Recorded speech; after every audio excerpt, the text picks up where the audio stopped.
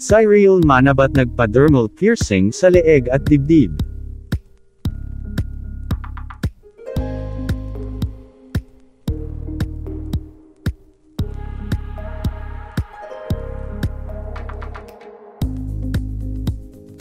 Cyril manabat, agaw pansin muli sa social media ngayon. Agaw pansin muli si Cyril sa social media ngayon dahil sa kanyang pagpapa-dermal piercing niya.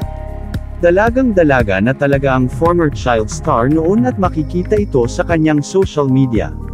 Nas anay ang manunood na batang-bata lang noon si Cyril pero ngayon ay isa na siyang dalaga. Makikita sa kanyang Instagram ang pagiging aktibo. Sa katunayan ay may bagong update nga ang former child star na umani ng maraming atensyon at komento. Makikita ang post niya sa kanyang official Facebook account. Nagbahagi ng larawan si Cyril kung saan makikita ang kanyang piercings sa bahaging dibdib at leeg. Caption ni Cyril, achieving my naudlot December bucket list. Thank you po sa pagtiyaga sa kadaldalan ko Don Antonio, love ko po kayo. Paid using Leica Gems. Noong December pa pala ito balak ni Cyril pero ngayon lang natuloy. Maraming netizens naman ang nagulat sa post na ito ni Cyril.